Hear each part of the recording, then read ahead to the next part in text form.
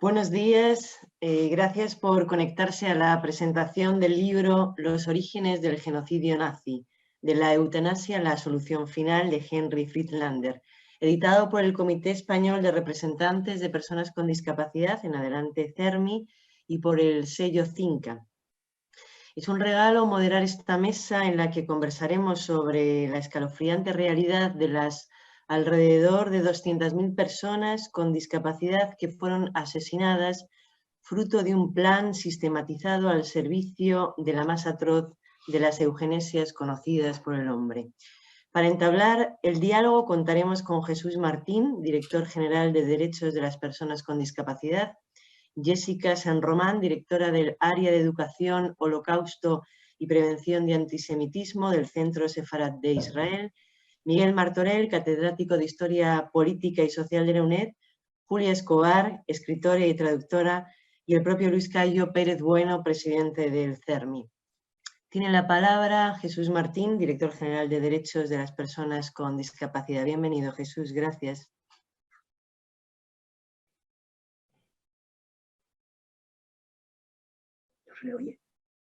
Jesús.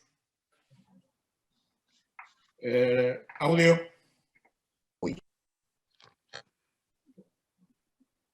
¿No se escucha? No. ¿Me oye, no? No. ¿Ahora? Luego Ahora sí. Comienza, por favor. Mira que ya vamos tiempo con el tema del Zoom, pues aún sigo teniendo fallo. Que os daba los buenos días a todas. Gracias, Esther, que me alegro de verte. Igualmente. Y me gusta mucho estrenarme como director general de los derechos de las personas con discapacidad en la presentación de una obra necesaria pues, para entender la acción de cualquier gobierno en materia de discapacidad, para entender por qué en este asunto tenemos que hablar de manera indisoluble de personas y de derechos. Y digo esto porque la lectura de los orígenes del genocidio nazi es la evidencia misma de cómo se nos negó a las personas con discapacidad nuestra condición humana, cómo se nos dejó desnudas de derechos y dónde y quién escribió con sangre las páginas más dolorosas de nuestro pasado más reciente. Esto había que documentarlo, había que decírselo al mundo, y yo quiero felicitar al CERMI, a Cinca, por editar en español la obra de Henry Friedlander, porque el CERMI, además de esta función genuina vinculada a la reivindicación de la mejora colectiva, pues ha tenido la audacia de compartir una parte poco conocida de esta memoria común, y que fue el génesis del castigo a la diversidad humana. Y es que en la historia están esos hechos que se utilizaron para desposeer y para quebrar la dignidad de las personas con discapacidad, y por eso el recuerdo tiene que permanecer vivo para que ese pasado sea siempre pasado, para que nos ayude a acabar con esa historia única que se inventó el nazismo de vidas asistidas y de vidas depreciadas. Y esta evocación servirá también para restaurar nuestro presente y construir nuestro futuro. Pero también va a valer esta vocación, esta presentación y sobre todo esta obra para facultar nuestras conciencias y, en definitiva, para humanizarnos. Para extirpar la discriminación se requiere hacer un ejercicio también de comparación con otras realidades humanas afectadas también por este delito, porque todas ellas comparten el dolor de no ser admitidas por aquellos que se han erigido como el patrón social del poder. El machismo o el racismo no nacen. Ambos dos son para dominar en toda su extensión a las mujeres o a las personas racializadas, y por ende debe entenderse como la mayor conculcación a la igualdad detentado en la historia de la humanidad. En este sentido, resulta imprescindible mirar al machismo o a la xenofobia como paradigma también de lo que tenemos que combatir, para atender en este contexto o en este ámbito al capacitismo. El capacitismo como ese sistema de valores que considera que determinadas características típicas del cuerpo o de la mente son fundamentales para vivir una vida que merezca la pena ser vivida, o para una asistencia en el derecho. El capacitismo es la razón por la que no se nos dejaba votar a muchas personas con discapacidad, por las que se nos pudiera esterilizar quebrando nuestra propia integridad, invadiendo nuestros cuerpos como si no fueran nuestros, por las que se nos restringió nuestra voluntad y se silenció nuestra voz en la ley. Prácticas que a día de hoy, afortunadamente, hemos conseguido corregir. Por eso debemos tener como brújula la Convención Internacional sobre los Derechos de las Personas con Discapacidad y que sus implicaciones jurídicas aterricen en nuestras vidas y las de nuestras familias. Por eso en esta dirección general nos vamos a dejar la piel para entender y hacer entender al Estado que el único abordaje de la discapacidad es desde los derechos humanos. Y ha sido este tratado como imperativo legal el que nos llevó a impulsar la mayor reforma civil de los últimos tiempos, la ley que reconoce nuestra capacidad jurídica y nos devuelve la voluntad arrebatada en el tráfico jurídico. Por eso este compromiso con los derechos humanos de las personas con discapacidad se ha fijado al máximo nivel normativo en la Constitución española, ya que la nueva Carta Magna, o esta reforma en la Carta Magna ahora en trámite parlamentario, asumirá la discapacidad desde un enfoque exigente de derechos humanos. En esta legislatura y en el marco del Plan de Transformación y Resiliencia de España se pondrá en marcha el programa España País Accesible con más de 100 millones de euros orientados a transformar de raíz nuestro paisaje, para que sea practicable a todas las personas sin excepciones, para que al fin la accesibilidad deje de ser esa Ítaca lejana y sea una realidad que se toca y que se respira. Una estrategia que sin duda va a estar atravesada por el feminismo y por el ecologismo. Tengo que reconocer, amigas, que ha sido una lectura difícil de digerir, quizás porque leía en muchos párrafos mi propia existencia en blanco y negro en alguno de esos campos de exterminio, porque mi cuerpo no valdría para los nazis. De esas páginas se desprende también que la discriminación es un crimen de poder, al determinarse por esa colectividad estándar, capaz, qué espacios o qué derechos se conceden a los que se escapan de ese patrón de medida superior para ellos.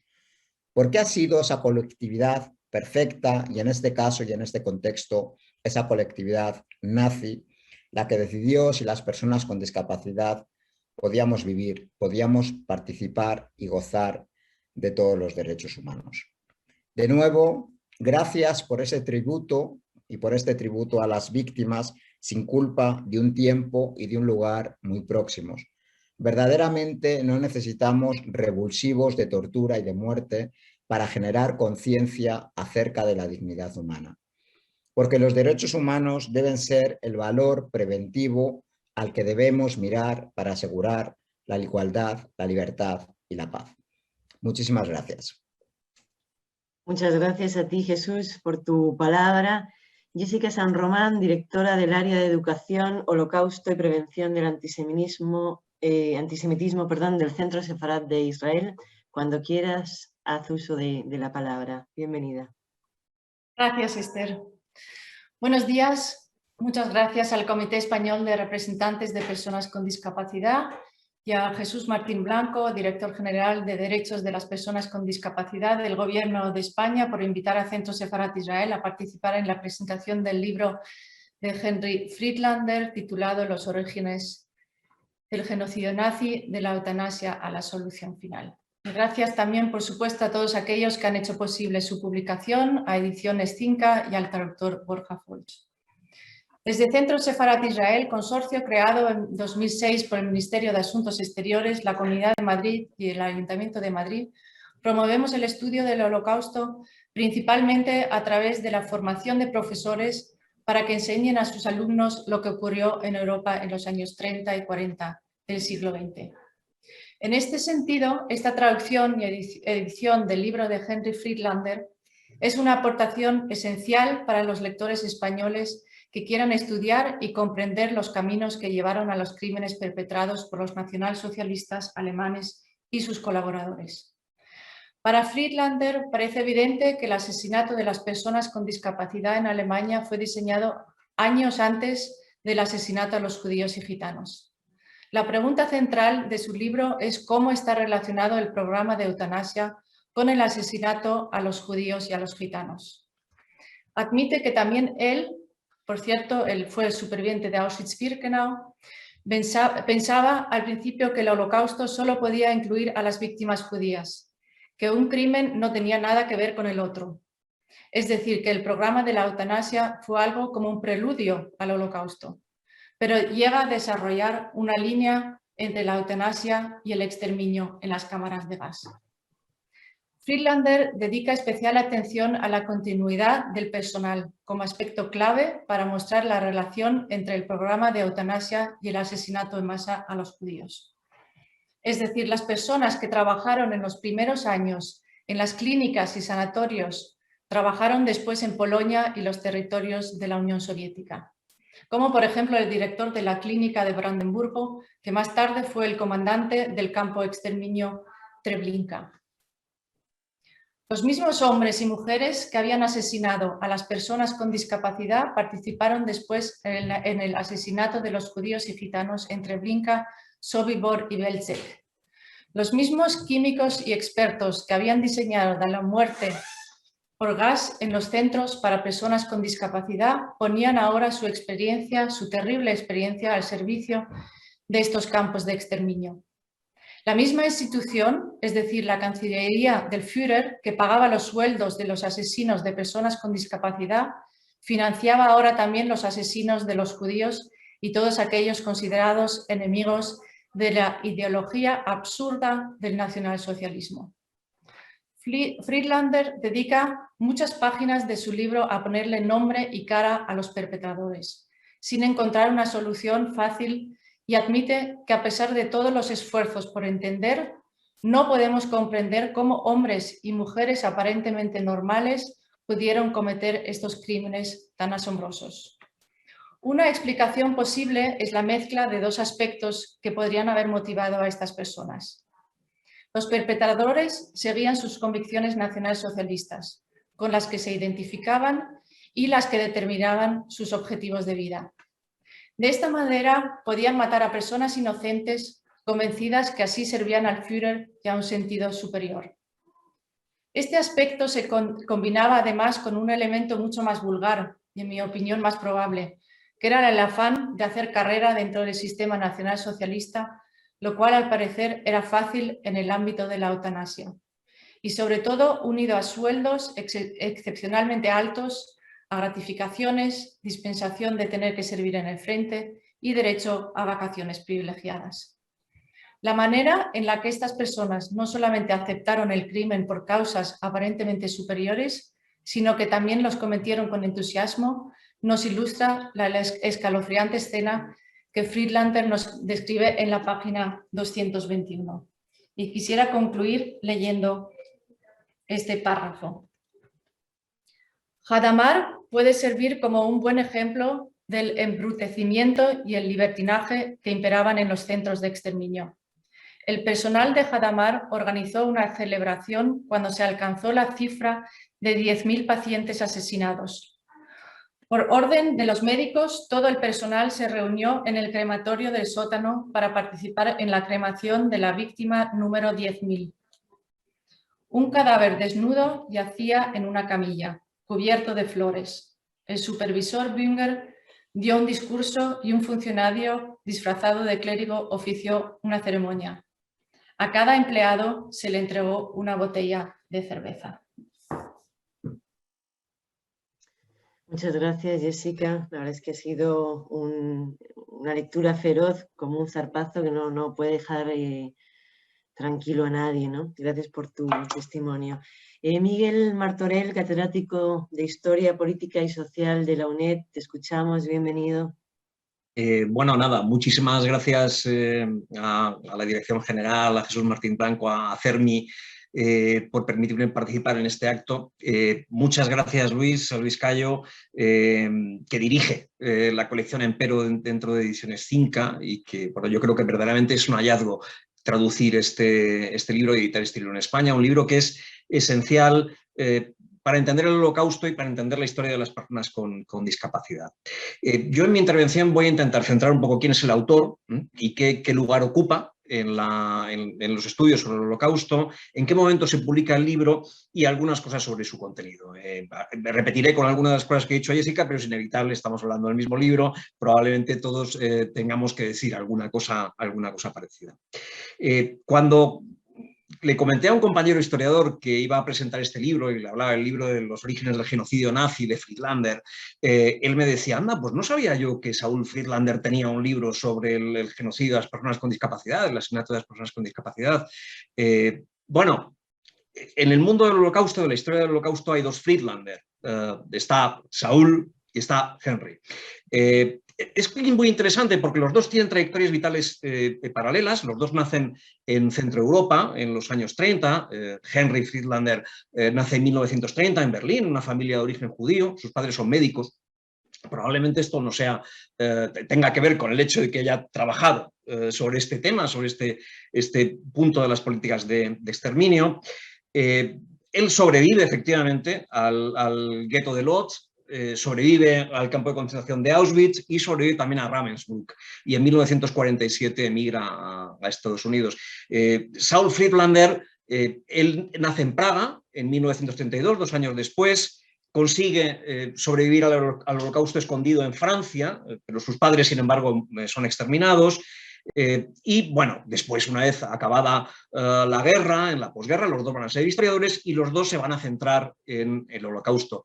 Pero aquí es donde se bifurcan sus trayectorias, sus puntos de vista, porque los dos van a seguir puntos de vista completamente distintos dentro de este contexto común.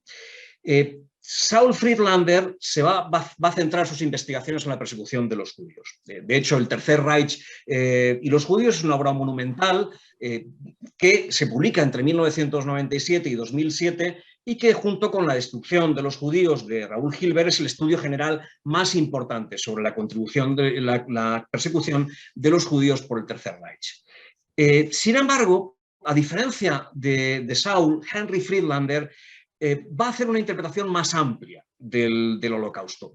En su libro de 1995, Los orígenes del genocidio nazi, de la eutanasia a la solución final, que es el que estamos presentando aquí. Él lo va a explicar de un modo muy claro cuál es su perspectiva en un artículo que publica en 1994 en la German Studies Review, la revista de estudios alemanes, justo un año antes de que el libro vea la luz. Voy a citarlo literalmente porque es muy interesante. Él dice, defino el genocidio, lo que ahora llamamos comúnmente holocausto, como el asesinato masivo de seres humanos por su pertenencia a un determinado grupo biológico. La herencia genética determinó la selección de las víctimas. Aunque persiguieran y asesinaran a hombres y mujeres por sus creencias políticas, nacionalidad, religión, conducta o actividades, los nazis aplicaron una política sistemática de exterminio contra 3 grupos de seres humanos: las personas con discapacidad, los judíos y los gitanos. Bien, esta es una interpretación más amplia, más abierta del Holocausto, que en su momento, en el momento en el que Friedlander saca el libro, fue contestada por sectores más ortodoxos. Por ejemplo, él mantuvo en los años 90 una polémica, algo dura con Yehuda Bauer, que en los años 80, por ejemplo, había sostenido que el término holocausto no se podía extender a los gitanos. Bauer decía, la expresión solución final solo afecta a la comunidad judía. Y Henry Friedlander, en esta polémica que tiene con Bauer, dice, hombre, bueno, es verdad que solución final se aplica para la comunidad judía, pero para los romaníes, por ejemplo, se utiliza la expresión solución radical o solución completa. Es por eso, por esta voluntad holística, general, global, que Friedlander dedica en su libro un capítulo también expresamente al exterminio de la comunidad gitana. Bueno, el asunto desde luego no es baladí, porque buena parte de los debates historiográficos en torno al Holocausto giran en torno a su especificidad. Así es comparable o equiparable o no a otros procesos de exterminio llevados a cabo por los nazis. Y la postura de Henry Friedlander en este sentido es que sí es equiparable a otros procesos de exterminio. Esto va a situar a Friedlander en una posición heterodoxa y va a contribuir a que su obra, que a mí me parece que es absolutamente necesaria para entender la voluntad de exterminio del Tercer Reich, tenga una repercusión algo menor que la de otros especialistas. Bueno, ¿en qué momento se publica Los orígenes del genocidio nazi? En su introducción, en el prólogo, Friedlander fecha el final del trabajo en 1993, el libro se publica en 1995. Este momento de mediados de los 90, desde un punto de vista historiográfico, es muy interesante para entender cómo funcionaban las políticas de exterminio del Tercer Reich. En este momento, varios historiadores desde diversos frentes están poniendo de manifiesto una idea muy concreta. Y es que en el Holocausto hubo una participación, en el Holocausto, en las políticas de exterminio, una participación muy activa de la sociedad civil, de los ciudadanos de los países ocupados por el Tercer Reich y de los ciudadanos alemanes en Alemania. Por ejemplo, en 1992, Christopher Browning publica Aquellos hombres grises, que es un libro sobre la participación voluntaria de la policía alemana en las matanzas de judíos en Europa del Este. En la misma línea, Daniel Goldhagen publica en 1997 Los verdugos voluntarios de Hitler, pero eso mismo está ocurriendo, por ejemplo, en Francia, con la implicación de los colaboracionistas de la sociedad civil en el régimen de Vichy, en la colaboración con los nazis, o en Italia. Por ejemplo, en este momento Renzo de Felice está publicando también textos sobre la colaboración de los italianos con la República de Salò, con el régimen fascista de Salò y con los nazis que están ocupando el norte de Italia. Es decir, lo que se comprende en este momento de la década de los 90 es que es evidente que las políticas de exterminio no son cosa de un partido aislado, de la dictadura de una minoría, sino que no hubieran sido posibles sin la implicación de los ciudadanos alemanes o de los países ocupados. Científicos, policías, jueces, funcionarios, militares, transportistas, empresarios que se benefician de la mano de obra esclava, banqueros, especuladores de diversa ralea, comerciantes que se quedan con los negocios de la gente que es excluida de la comunidad. En fin, por ejemplo, por llevarlo a un terreno en el que yo he trabajado, de este año son las investigaciones que tratan sobre la implicación en el expolio de obras de arte a los judíos, pues por ejemplo, de los historiadores del arte, de los directores de museos, de universitarios de diverso tipo, de restauradores, de marchantes y de galeristas. Bueno, yo creo que desde esta doble perspectiva de cuál es el punto de vista de Friedlander sobre el Holocausto y del momento en el que se publica el libro, se puede entender mejor cuáles son las conclusiones a las que llega y cuáles son las tesis que sostiene. ¿Qué es lo que aporta Friedlander en este contexto? Bueno, de entrada, la participación de la sociedad civil en las políticas de exterminio. Es decir, es casi uno de los temas centrales, ¿no? Científicos, académicos, médicos, psiquiatras, funcionarios. Sin todos ellos no hubiera sido posible llevar a cabo el exterminio. Pero yo creo que hay algo también muy importante y que tiene que ver con ese momento en el que se publica el libro, ese momento en el que los historiadores están investigando quiénes diseñan y conciben las políticas de exterminio y quiénes participan en ellas. Friedlander trata de situarse en la mentalidad de los perpetradores para entender por qué tiene lugar esta barbarie. Y la respuesta que plantea es que, bueno, los nazis han decidido construir desde el Estado una sociedad regida bajo criterios de pureza racial. Friedlander lo define literalmente como una utopía. Utopía es una palabra que tenemos asociada a un mundo perfecto, a un mundo ideal, a un mundo... Pero bueno, en realidad esto es el intento de construir una sociedad ideal, perfecta y homogénea, donde no quepa la disidencia, donde no quepa la degeneración, lo que los nazis entendían como degeneración, y donde no tengan cabida elementos extraños. Y esa utopía, llevada a cabo desde el poder, deriva evidentemente en una distopía, en un delirio, pero en un delirio de una sociedad ideal que es capaz de atrapar a muchos alemanes que van a colaborar encantados voluntariamente en este proyecto, que van a colaborar convencidos. Y luego, por supuesto, lo que decía Jessica, también a muchos arribistas que van a esperar obtener beneficios de este nuevo orden construido por el nazismo. Desde luego, profesionales que quieran ascender o bien gente que quiere quedarse con los bienes de las personas extirpadas, excluidas de la sociedad. Precisamente por eso, porque parte desde la perspectiva del perpetrador, del verdugo, de quien diseña el plan de quien quiere construir una sociedad homogénea, Friedlander va a sostener que las políticas de exterminio tienen que entenderse de una perspectiva general, que englobe a todos los grupos a los que se intenta excluir, perseguir y exterminar. Y desde esa perspectiva holística y global, Friedlander se va a preocupar por investigar aquellos grupos que, a su juicio, habían resultado preteridos, desplazados o olvidados en el análisis de las políticas de exterminio del Tercer Reich. Sobre todo, y ese es el tema central de su libro, las personas con discapacidad, desde las que apenas se sabía relativamente poco hasta su investigación seminal, que es la que se acaba de traducir al español, pero también decía antes de los gitanos, que por esa razón tienen un capítulo dedicado en el libro.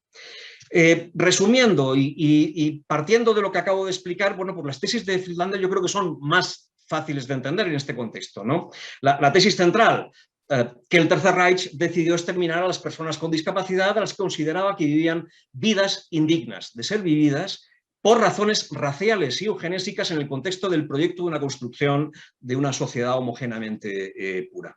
Friedlander cuenta en el libro, en los orígenes del genocidio nazi, cómo ocurrió esto, quiénes participaron en esta política de exterminio, las razones que les impulsaron, los procedimientos, las distintas fases, la naturaleza de las víctimas, es decir, lo cuenta con todo lujo de detalles.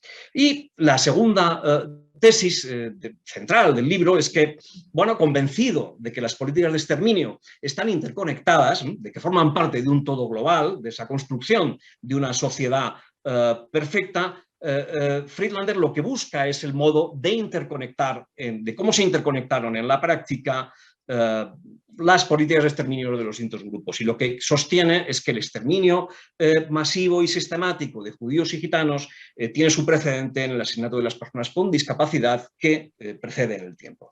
Es cierto, o sea, la extirpación, la exclusión de la sociedad, de esa sociedad que se pretende construir homogénea, de las personas con discapacidad, comienzan los albores del nazismo con la esterilización, después vendrán a partir de 1938 los asesinatos de los niños con discapacidad, pero el exterminio sistemático y masivo empieza en 1939 con la creación del programa Action T4.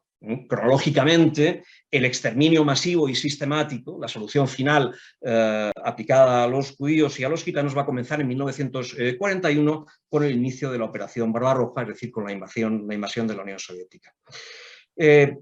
Sostiene Friedlander que en el asesinato de las personas con discapacidad los nazis van a experimentar las técnicas y procedimientos de exterminio masivo que luego aplicarán a gran escala en Europa del Este.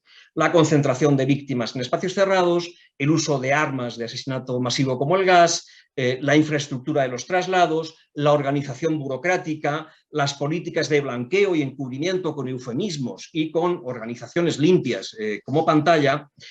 Y bueno, esto es así hasta el punto de que en realidad los funcionarios y los técnicos del equipo Acción 4, los médicos y los burócratas, se acaban convirtiendo en un grupo de especialistas de la muerte que asesoran a los militares y a las SS en las campañas de limpieza en Europa del Este.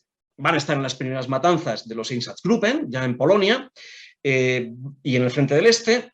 Van a exterminar a presos y a enfermos, enfermos y a personas con discapacidad en los campos de concentración, y van a ser también los asesores de los asesinatos con gas en los campos de exterminio de la solución final. En definitiva, yo creo que es un gran hallazgo, de verdad, haber traducido este libro. Yo creo que es verdaderamente importante. Es un libro que cambia la perspectiva del Holocausto y del Tercer Reich de quienes lo leen, y bueno, no me queda nada más que agradecer a Fermi que bueno, haya tomado esta iniciativa, que creo que tenía todo el sentido. Gracias. Muchísimas gracias, Miguel, por tu frondosa y sintética exposición. Querida Julia Escobar, conoces bien esta colección porque has publicado en ella como autora San Judas 27, en la Catedral del Dolor, y como traductora Santa Liduvina de Scedan, de Huysmans, ni más ni menos. Tuya es la palabra. Huysmans, destacado antisemita, como tantos franceses de la época, pero no por ello mejor o peor escritor y sobre todo, bueno, escritor y poeta. Poeta no, escritor, perdón, novelista, prosista. Primero de todo, muchísimas gracias a todos vosotros por haberme invitado al Centro Sefarad, a CERMI, a la editorial, y quiero sobre todo destacar la labor importantísima que ha hecho el traductor, Borja Folch, que ha hecho realmente una labor impresionante. Yo, que sé lo que es eso, que sé lo que es sufrir para poder transmitir algo con algo fidedigno, que no sea solamente novelas y ficción, sino algo que necesite una concisión y una precisión lingüística y un conocimiento del tema importante, pues le agradezco mucho ese enorme esfuerzo. Y por supuesto a la editorial, claro. Que hayan hecho, pues eso, que hayan traducido algo que relata y que destaca de manera realmente irrebatible un hecho tremendo como es el exterminio nazi y todo lo que conlleva, que es uno de los grandes dramas del siglo XX, de ese feroz siglo XX, que como tituló Robert Conquest a su libro sobre los horrores del siglo XX. En fin, yo agradezco también a los que me han antecedido la palabra por haber profundizado tanto y también en el libro, porque yo voy a ir un poquito, no digo que por las afueras, pero un poquito a divagar algo. Por ejemplo, y a centrarme en algo que se ha hablado muy poquito hasta ahora, es el hecho de la eugenesia, de la eutanasia, el derecho a elegir la propia muerte, que, por cierto, entre los partidarios actuales de la muerte asistida, muy pocos aceptan como tal morir cuando te toque o cuando Dios quiera. Es un tema que a nadie deja indiferente. Kessler, que está fuera de toda sospecha en cuanto a ser filonazi, y a todo lo contrario, y a quien Orwell definía como un pesimista a corto plazo, había fundado Exit, una sociedad para la muerte voluntaria. De hecho, él se suicidó en Londres el 1 de marzo de 1983 junto a su mujer, que estaba en perfecto estado de salud de ella. Él estaba enfermo, tenía 77 años, era 56. Recuerdo aquel momento, claro, en 83 estaba yo ya en este mundo, que llevo ya muchos años. Y recuerdo la controversia que se produjo respecto a esa decisión de ella, de ese pacto de suicidio. Desde siempre, en las legislaciones que lo consideraban como asesinato, ha habido numerosos casos de juicios contra personas que ayudaron a morir a parientes o amigos que se lo habían pedido. Estas decisiones individuales pueden parecernos objetables o no, no son comparables en peligrosidad con la aplicación sistemática e ideológica por parte del Estado de una política de eugenesia selectiva e implacable como la llevada a cabo por los nazis, cosa que no deja de señalar Friedlander en su nota sobre el lenguaje. El autor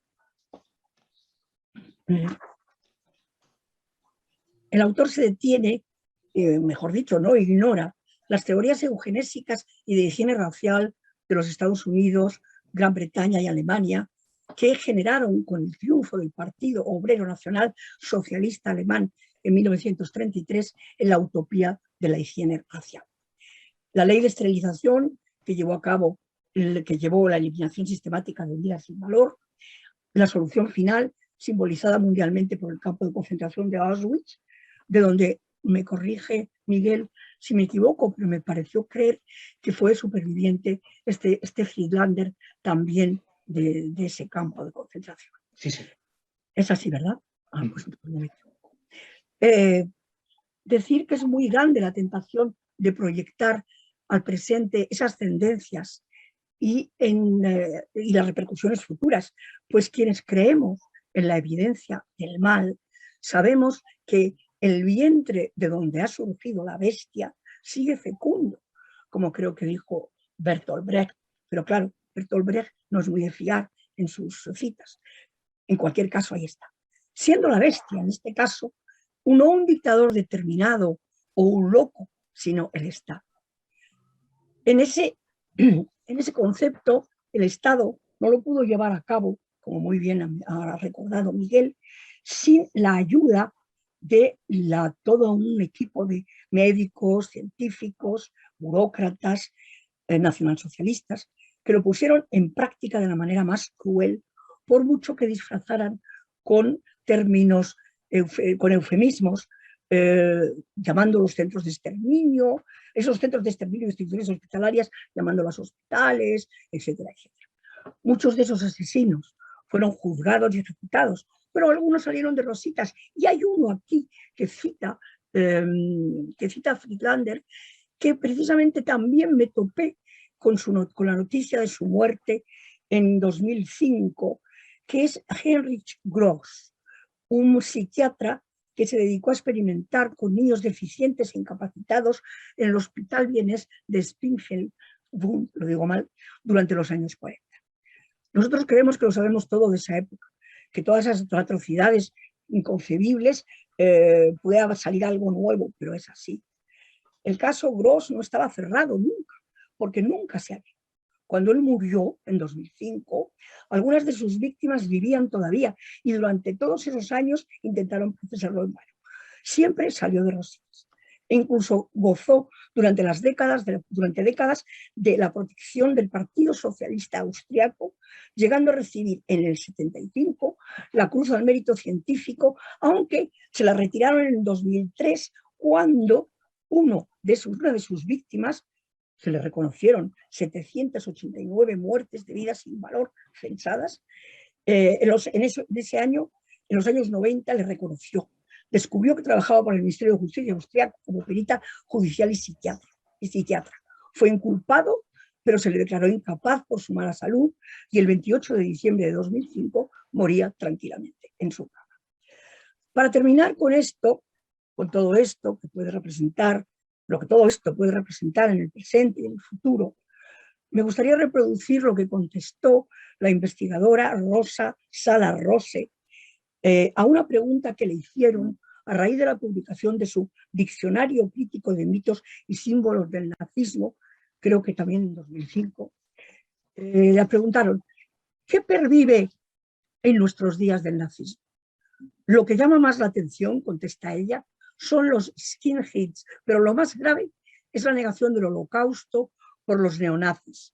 Acotación mía, si solo fueran los neonazis. Pero bueno, sigo. Tenemos muchas herencias, dice ella, sí. La publicidad de perfumes en blanco y negro y la mirada perdida en el horizonte, pura estética Riefenstahl, pronuncio mal seguro. Segunda acotación mía, no parece demasiado grave, pero bueno. El ecologismo, que es muy alemán, anterior al nazismo y se vincula al nacionalismo étnico. Los primeros parques nacionales se fundaron en la época nazi, dice ella.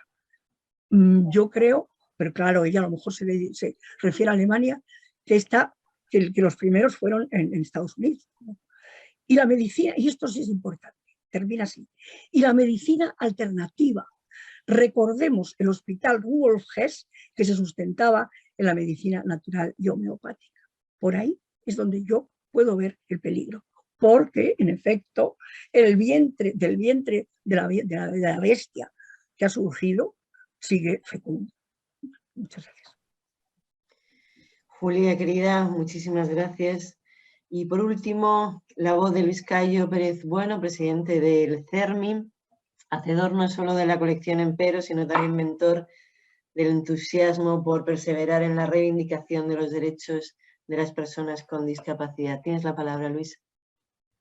Buenos días, muchas gracias, Esther, por prestarte a conducir el acto, a Jesús Martín, a nuestro flamante director general de Derechos de las Personas con Discapacidad, que ha volcado toda su pasión y compromiso en su intervención inicial, a Jessica San Román, y que nos acoge, ella y el Centro Sefarad Israel. Muchísimas gracias, aunque no estamos físicamente en un lugar, pero sí que estamos ubicados bajo, en este caso, pues el manto protector del centro y de lo que hace nuestro reconocimiento como un movimiento social que tiene conexiones y tiene vínculos también como víctimas o como otra clase de víctimas con lo que representa el Centro Sefarad de Israel. por supuesto, a Miguel por esa mirada incisiva, documentada y muy precisa sobre los aportes del libro y también sobre pues esa radicación del autor en el momento donde esta obra monumental surgió y apareció, y creo que enriquece esa investigación que nunca va a cesar sobre uno.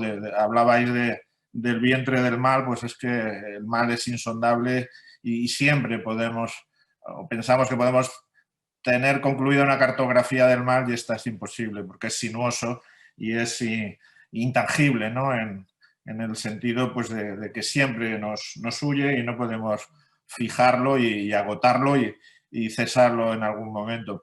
Y desde luego a Julia, que bueno, es una aliada de esta colección, de esta investigación, de elaborar o de mirar a la discapacidad, esa experiencia de la diversidad humana, pues con aprecio literario o con visión de reelaboración hermosa, ¿no? De una experiencia que siempre ha estado en los márgenes y en las periferias y que no ha sido apreciada ni acogida, como es apartarse de ese canon de normalidad impuesto. Ángel Rodríguez. Este nombre español, o al menos evoca a alguien de origen hispánico, aparece en esta obra, páginas 314 y 315.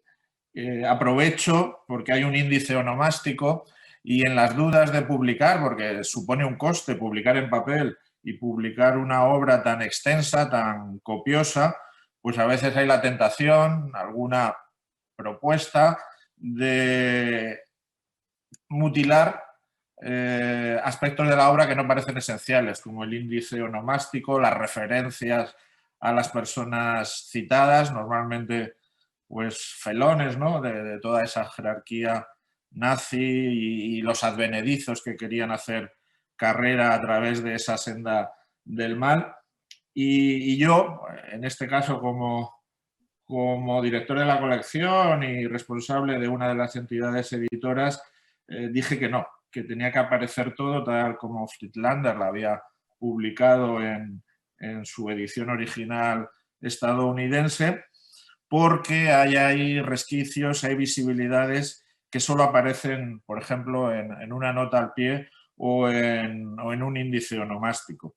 Y me llamó la atención considerablemente la aparición en esa sonoridad alemana, agreste, agresiva, al menos a oídos de un latino, que hacía un tal Ángel Rodríguez. Y Ángel Rodríguez, pues podemos deducir, hay dos brevísimas menciones en esas páginas 314 y 315, podemos deducir que es un español, era adulto, que puede venir deportado del exilio republicano, acababa de terminar la Guerra Civil Española, que se residencia, podemos imaginar, en el sur de Francia y que el ominoso régimen de Vichy pues lo deporta y cae en las redes nazis. No era una persona con discapacidad, no era un niño con problemas entre comillas, era un adulto, tendría que haber ido a un campo de concentración para los deportados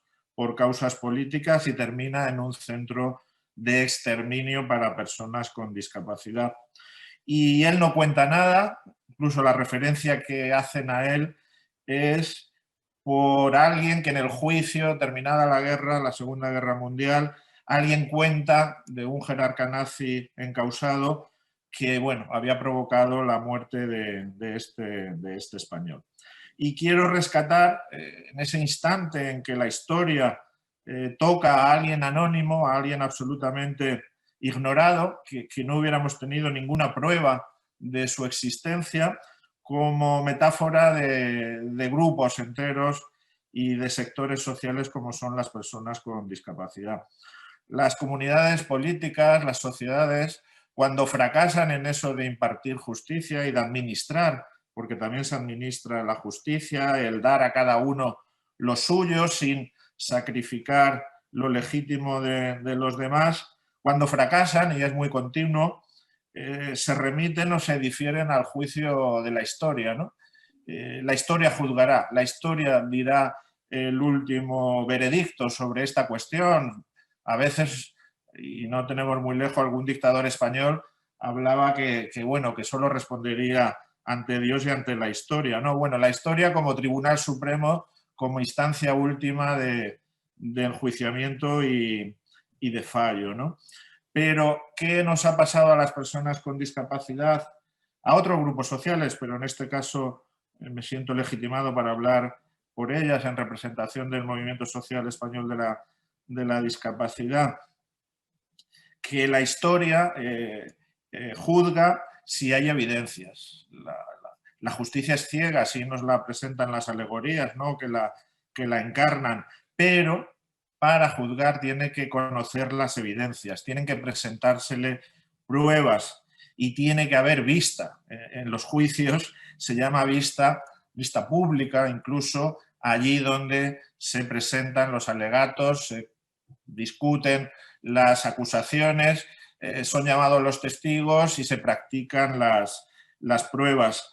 Y las personas con discapacidad, esas miles que fueron el preludio, el prolegómeno de algo mucho más grande, pero que ya era, no sé si el mal se incrementa en calidad por la mayor cantidad. Creo que el mal es absoluto siempre y no añadir o por añadir muchísimas más número de personas sacrificadas, objetivamente el mal es mayor. Desde luego es más reprobable y más insoportable para la mente humana, pero pensemos que en una justicia reparadora, en una justicia restaurativa, alguien que haya podido matar a 6 millones, a 1000 personas, a 100, a 50, no tendrá tiempo normalmente de su vida en la tierra para pagar por todo el daño que ha hecho, ¿no? Y que sí tendría, o se supone que sí tendría si mata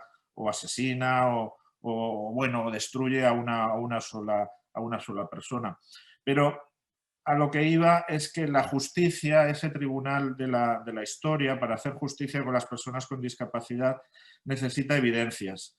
Y en el Holocausto, en el exterminio masivo por razones asociadas a la raza, a la consideración hacia ciertos grupos como indignos, que no forman parte de la familia humana, las personas con discapacidad hemos estado doble y triplemente victimizadas en esa revictimización, en la medida que ni siquiera eran consideradas víctimas primarias, no aparecían, no estaban en los registros, en las evidencias, y como mucho eran algo periférico o algo inaugural, algo prologal que no tenía consistencia en sí misma, que estaba en función, que era instrumento de algo mucho mayor. De ahí esa recepción crítica que explicaba muy bien Miguel del libro de Friedlander, cómo en esos años 90 podía parecer que de alguna manera atenuaba o minimizaba o ponía en relación, relativizaba el Holocausto como mal absoluto, que sigue siéndolo, como el exterminio premeditado y practicado contra el pueblo judío. Nadie quiere discutir eso, nadie va a discutir eso, y no es una competencia por quién está más o menos ha sido víctima. Pero era verdad que en la palestra no estaban las personas con discapacidad, que ni siquiera como víctimas contaban. Y este español, este Ángel Rodríguez, ilustra esa capacidad redentora que tiene la historia de, no sé si de practicar o hacer justicia última, pero sí de rescatar, de sacar a la luz, de poner el foco en aquello que no tiene nombre, que no ha dejado ningún tipo de vestigio y que ha pasado por esta vida terrenal, no quiero tener evocaciones religiosas, pero sin pena, sin gloria y sin historia, que es lo peor que nos puede ocurrir.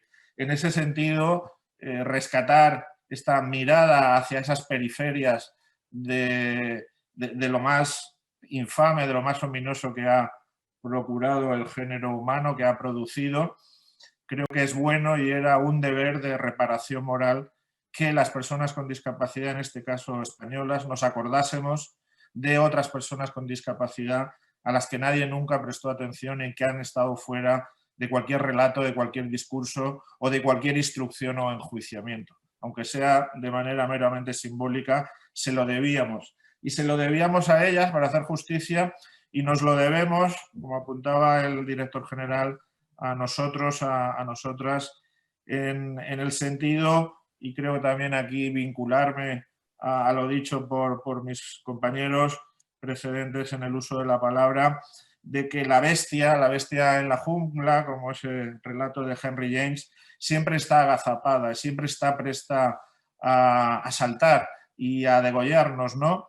Y que no está superado el mal moral que dio soporte o que dio, y lo digo con conocimiento de causa, humus, sustrato, detritus, porque no puede dejar de ser un elemento perverso, la ciencia, la eugenesia, aquello que era prestigioso, que tenía carácter científico, que parecía y debía ser verdad y que por tanto era respetable. No hay tanta diferencia, por más absolutamente reprochable que nos parezca el régimen nazi y su desarrollo histórico en esos brevísimos años, porque al final, pues del 33 al 45, ¿cuánto mal se pudo hacer en tan poco tiempo? ¿Qué intensidad, ¿no?, de destrucción? Pero esos males, eso que alimenta, que nutre a la bestia, está ahí y no podemos estar más que vigilantes y contenerla. La eugenesia se sigue practicando por otras vías.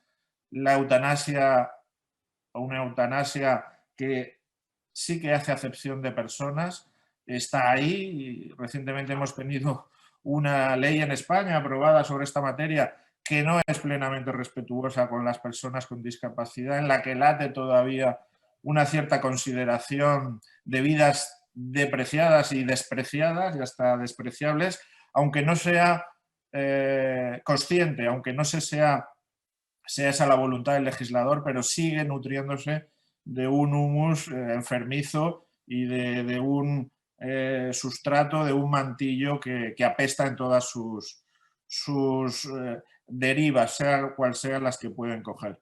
En ese sentido, sí que estemos atentos, estemos vigilantes previos a estar beligerantes contra cualquier tentación, contra cualquier intento conato de que ese ángel exterminador que late en la maldad humana o en la maldad que se asocia a los seres humanos pueda tratar de desplegarse, de saltar y de aferrarse a nuestro cuello y quitarnos lo más hermoso que tenemos, que es la vida, pero no solo la vida, sino una vida elevadamente moral, una vida con preocupación por los demás y con ocupación para también ennoblecernos a nosotros mismos. Esta es la contribución que hemos querido hacer a través de esa cartografía del mal, señalar que ahí también tuvieron una posición las personas con discapacidad y que si no fuera por autores como Friedlander,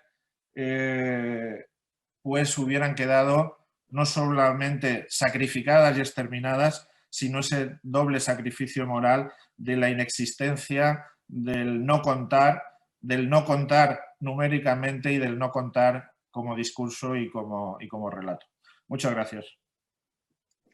Gracias, querido Luis. Pues bueno, el tema es tremendamente intenso, rico, inagotable. Podríamos pasarnos toda la vida como Funes, el memorioso, en alusión a Borges, pero ha habido muchos temas sobre los que sí me gustaría, si alguno de vosotros queréis puntualizar algo, la connivencia, la complicidad de la gente de bien, de la sociedad civil en una barbarie así, la posibilidad de que ese vientre siga fecundo y la dificultad a veces de conjugar determinados derechos, ¿no? Luis hacía alusión a esta ley recientemente aprobada que no es del todo respetuosa con todas las vidas y a su vez Miguel ha mencionado la sociedad de la muerte voluntaria, ¿no? EXI, es decir, cómo a veces la zona limítrofe no es tan fácil de determinar. Bueno, estáis cualquiera de vosotros en el uso de la palabra si la necesitáis. Bueno, a mí, mira, hay una cosa que me parece, no sé si se oye. Sí. No, hay una cosa al hilo de lo que estás diciendo. Yo creo que hay una cosa que cuenta muy bien Friedlander, y es el sustrato teórico sobre el que se sostienen las políticas de exterminio nazis, que es previo al nazismo. Todo el desarrollo de la ciencia eugenésica. Y que eso va a quedar ahí. Es decir, eso va a ser uno de los motivos por los cuales, que tiene que ver con una cosa que decía Julia, que es el hecho de que muchos profesionales que han estado implicados en estos programas van a sobrevivir después sin ningún tipo de problema, van a seguir en sus cargos y en sus profesiones, porque ese sustrato de la ciencia eugenésica y del amejoramiento de la sociedad a base de políticas de esterilización, etcétera, es que eso va a sobrevivir a la guerra. Incluso en Escandinavia, en algún país escandinavo, hay políticas de esterilización de iniciativa estatal pues en los años 40, en los años 50. Es decir, hay una cierta tolerancia social con esos planteamientos. Eso es lo que va a explicar en parte que buena parte de los profesionales que estaban implicados en estas campañas de eugenesia estatal vayan a sobrevivir después en sus puestos de trabajo. Y luego hay otra cosa que ha dicho Luis que yo creo que es muy interesante y que tiene que ver con esto mismo, con esa aceptación de las políticas de eugenesia que suponen una exclusión o una extirpación previa de las personas con discapacidad del cuerpo civil. Y es que eso va a hacer que una vez acabada la guerra, las personas con discapacidad que han sobrevivido a la persecución se resistan a dar su testimonio. Es decir, es una cosa que también cuenta Friedlander. Eso va a ocurrir, por ejemplo, también con los gitanos. En la medida en que la política de criminalización de los gitanos es previa a los nazis y va a seguir después del nazismo, los gitanos van a ofrecer relativamente pocos testimonios de su paso por el entramado de exterminio del Tercer Reich. Bueno, pues con las personas con discapacidad pasa lo mismo. Y eso es tremendo porque conocemos, como muy bien dice Friedlander en el libro, qué es lo que pasó a través de testimonios indirectos, pero relativamente pocos testimonios personales. Es decir, bueno, el bicho está ahí, desde luego las políticas de eugenesia sobreviven sin ningún género de... preceden a la guerra y sobreviven a la guerra. Gracias, Miguel. ¿Permites, Esther? Sí, claro, adelante, Jesús. En la línea de lo que se está apuntando, fijaos que hasta este año muchas personas no tenían voz en el tráfico jurídico. Se la sustituía. Hasta hace 2 años, 100.000 personas no podían votar en este país. Y hasta hace 1 año, Luis, corrígeme si me equivoco, se podía esterilizar a personas con discapacidad en este país. Fundamentalmente a mujeres, y ahí también convivía ese binomio perturbador machismo-capacitismo, y eso era legal hasta hace bien poco en nuestro país. De aquellos polvos, estos lodos, como se suele decir. Y es verdad lo que tú apuntabas, Miguel, no sé si era Miguel, creo que sí, esa complicidad de otros actores al poder. Y es que hay una legitimación en relación a las personas con discapacidad de, no sé si esa depreciación, minusvaloración para el acceso a ciertos derechos. Por eso es clave esta pedagogía de la dignidad humana, pero no como se utiliza muchas veces en tertulias de esa dignidad de quita y pon, sino que la dignidad como elemento nuclear de la condición humana y como elemento que sustenta los derechos humanos. A nadie se le quita la dignidad y se le arrebata la dignidad y se le pone y se le quita. Entonces, es clave que nos empeñemos todas y todos, desde diferentes esferas. El CERMI lo hace, desde la esfera del activismo, de la sociedad civil. Yo me estoy comprometiendo a hacerlo ahora desde esta esfera, desde una dirección general, como lo hace el Centro Sefarad, como lo hacéis escritores desde el mundo universitario. para hacer entender bien qué son los derechos humanos, no como una realidad lejana, como algo que está ahí en Ginebra o en Nueva York, sino todas las implicaciones que tienen los derechos humanos para el progreso del bien, para un progreso que no deje a nadie atrás, para el progreso de la consideración humana. Y si no, y este tipo de cuestiones sí que es verdad que deben estar ancladas en las leyes, porque yo creo que es la mejor fórmula a la hora de buscar reparación en la justicia, cuando algo falla, cuando hay algún tipo de discriminación, pero acompañar este sustrato legal con un sustrato de pedagogía de nuestro día a día, para que estas cuestiones que hemos reparado hace bien poco, pues no vuelvan a pasar, para que esa bestia que puede estar o puede despertar en cualquier momento y que, bueno, y que muchas veces, a veces castiga a niñas y a niños que son migrantes, o nos puede seguir castigando a personas con discapacidad, pues quede dormida en el juicio de los justos, como se dice esto. Muchas gracias. Muchísimas gracias. Jesús, tenemos una pregunta en el chat. Os la transmito a todos, cualquiera de vosotros que queráis contestarla, o si sois varios, pues adelante. La pregunta dice: ¿en qué medida se corre hoy peligro de que surja una nueva eugenesia como un enfoque pragmático basado en la rentabilidad de los servicios sociosanitarios? ¿Y dónde está hoy la principal amenaza?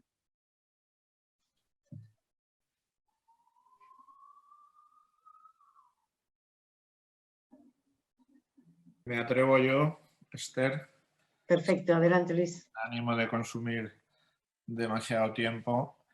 Creo que hay una amenaza latente y por eso ese deber de vigilancia, de hacer de atalaya, ¿no?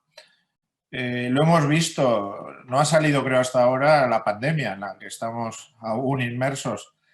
Jesús, en su faceta anterior de activista y de activista principal y destacado, lo ha vivido el año pasado, cuando los centros sanitarios, las instituciones sanitarias no podían atender por número la ingente cantidad de atención, de dispensar atención sanitaria en las unidades de cuidados intensivos o servicios más especializados en los hospitales, se produce una selección que no está basada en leyes, de hecho contraviene las leyes vigentes, las nacionales, las internacionales, lo más sacrosanto que pueda haber desde el punto de vista jurídico, las declaraciones internacionales de derechos humanos, los tratados que las sustentan, y se producen los triajes, la selección de quién debe ser atendido, a quién se le deben prestar cuidados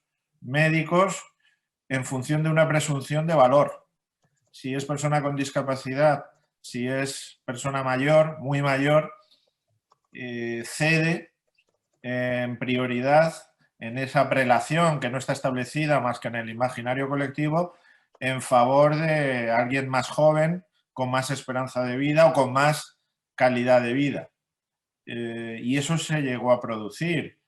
Algunos casos documentados tenemos. Es verdad que la reacción social, y ahí está el valor de la civilidad, ¿no? de controlar o de intentar alertar al Estado cuando éste tiende a desmandarse o a ni siquiera poder dominar sus propios instrumentos, que son miríada, ¿no?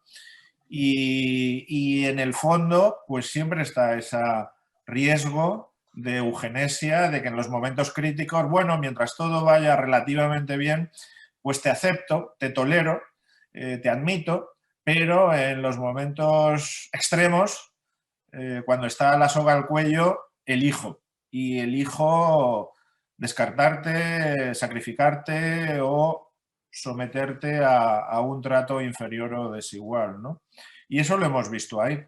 Es posible que, como dice la persona que pregunta, la razón económica siempre está ahí, aunque por su incorrección política no se va a decir, pero los nazis la decían, y en el libro de Friedlander la tía, aparte de que servían para expoliar y enriquecerse con el expolio de, bueno, pues puede parecer tremendista, pero no lo es, pues las piezas dentales de oro, ¿no? Todo ese tipo de cosas que hoy las vemos como una absoluta atrocidad y una aberración.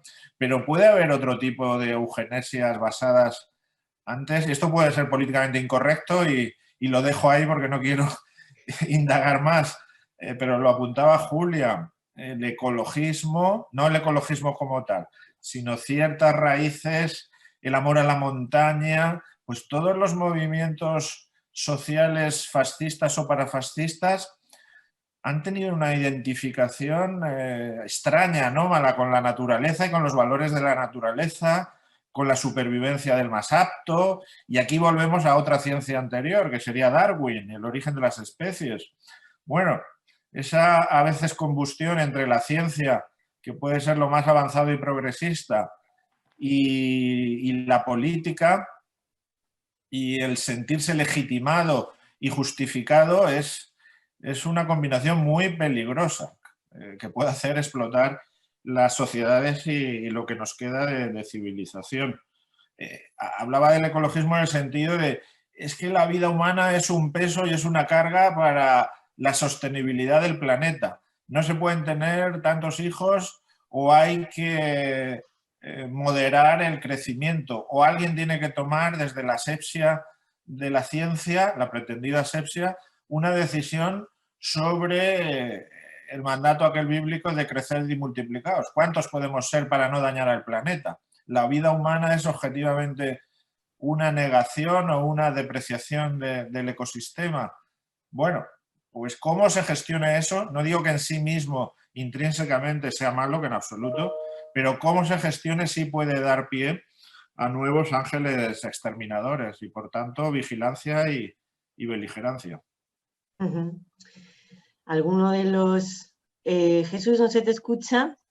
Creo que estás hablando, pero... Sí, complementando lo que dice Luis y al hilo de lo que he dicho antes, yo creo que también puede ser una amenaza o un peligro este escaso conocimiento que hay de los derechos humanos. ¿Cuál es su naturaleza? ¿Cuáles son sus implicaciones? ¿Y cómo deben aterrizar en la vida de las personas? Porque muchas veces pues, no sabemos aplicar bien, y aquí hablo desde todas las esferas y aquí me puedo incluir ahora, esos mandatos de la Declaración Universal y de los tratados que hemos ratificado, porque tienen un potencial enorme de transformación, pues para evitar cuestiones como las que apuntaba Luis. Yo en anteriores responsabilidades decía que verdaderamente en una situación extrema como la que estamos inmersas o como la que vivimos, porque ahora vamos mejor, en 2020, en marzo de 2020, o sea, siempre tenemos que pensar en derechos humanos como vacuna para cualquier tipo de tentativa de excluir a cualquier colectivo, a cualquier persona de cualquier derecho. En este caso, hablando del derecho a la salud y que conecta también a veces con el derecho a la vida. Gracias, Jesús. Julia, ¿habías levantado la mano?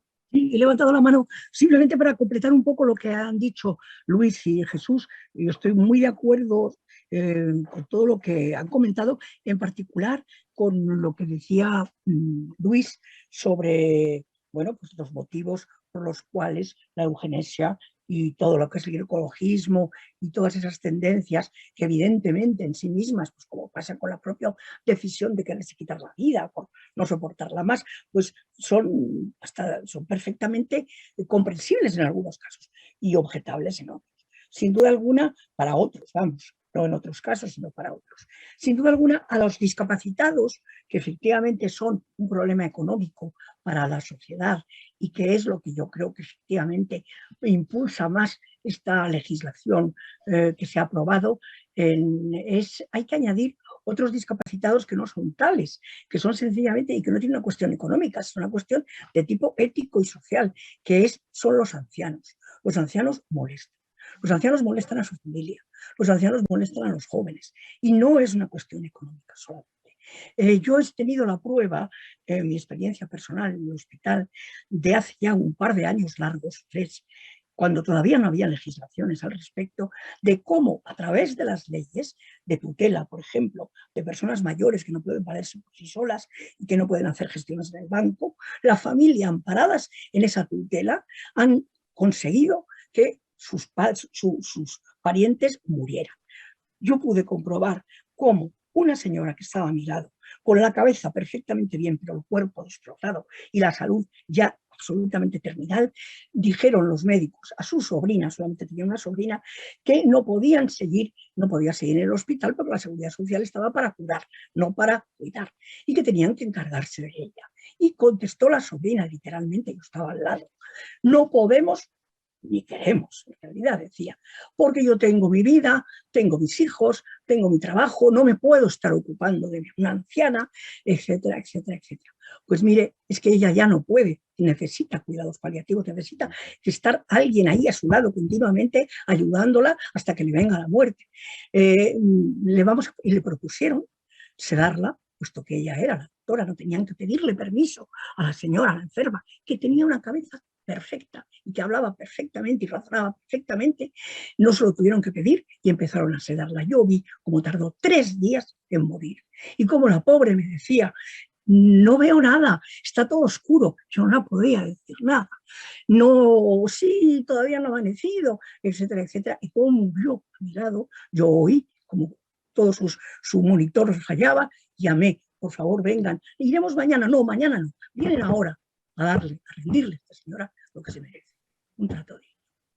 Y eso yo lo he vivido, o sea que es así. Y acuérdense de la señora Lagarde diciendo que no podíamos seguir teniendo, que había muchos ancianos, ella para empezar, hay muchos ancianos, hay que hacer algo.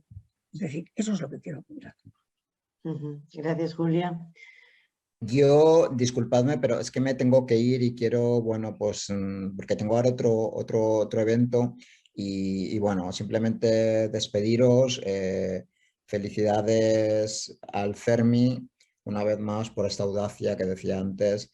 Y como tú bien decías, Luis, para que estas víctimas no queden olvidadas, no quedemos olvidadas también en la historia.